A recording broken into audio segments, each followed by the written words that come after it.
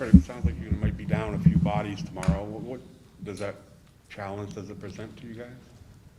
I don't know. We've played with our guys all year. Obviously, this time of year, you would like to have all your best players, but we'll see what the situation is. Find out in the morning who's in, who's out, and then be time for somebody else to step up. So we've responded to adversity well all year. We'll have to do it again. Playoffs is certainly a different level, but I think I'm confident in the entire group that we have the bodies to step up. Nick was just saying he didn't think you played to your identity very much last night as a team. Do you have a reason for that or a fix for it, do you think?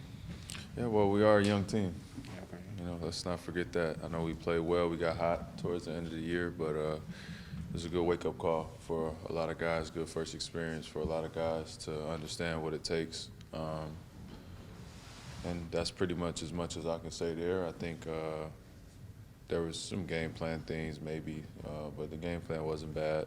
Just didn't execute it to the level that we needed to. We were a little soft, a little slow, and it's not a team that you want to get behind the 8 ball and let them start feeling good. So the good part about it is, it's first to four.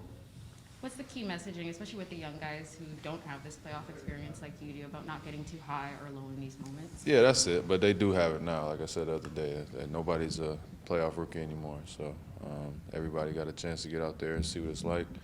It takes a different level, but you don't need to jump off the building or jump off the ledge or anything right now.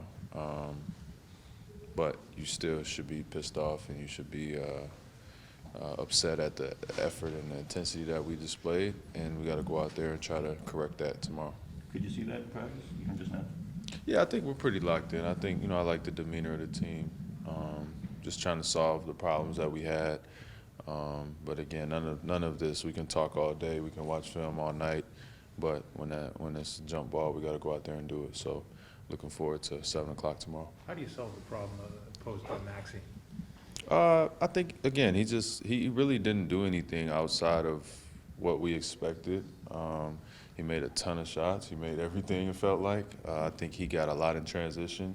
He was playing off of the cracks, but it wasn't like they were drawing up a bunch of plays for him. He was just playing in the flow of the rhythm of the game. I think we'll have to try to catch his speed a little bit, get into him a little bit more, and maybe show him a little more attention in terms of off ball when he was spotting up. He got free for a lot of open looks, but give him credit. He played a great game. But we'll try to tighten up a little bit and see where we can limit him. But, the first two problems are Joel and James for sure. And sometimes you got to give up something that definitely didn't need to be 38 to the guy that I was guarding. But, sometimes when you're game planning for things, it's a give and take. I thought we guarded Joel pretty well and James okay. So we got to clean up, the other stuff. I know he obviously threw in everything yesterday, Fred, but how much has his improvement at this shot changed the way you have to guard him, given how quick he is? Well, it just changes the dynamic of their team.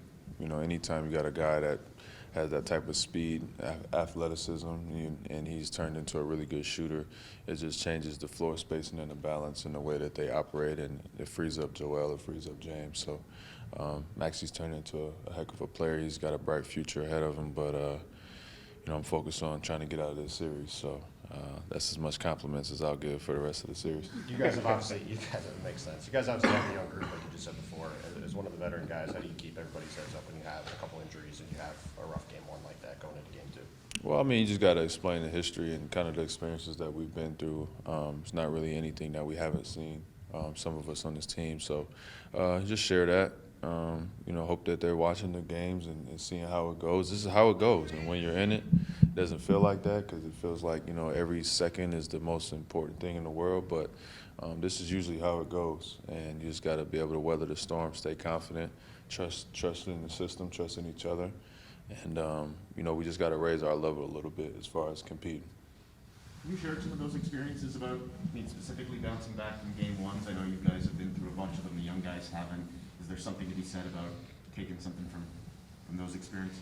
Yeah, you just got to learn. You can't really control, really how it goes sometimes, but you can control your reaction to it. And I think you got to learn from it and learn quick. And I think the teams that are able to do that are the ones that are able to find success over the long haul. But again, it's first to four.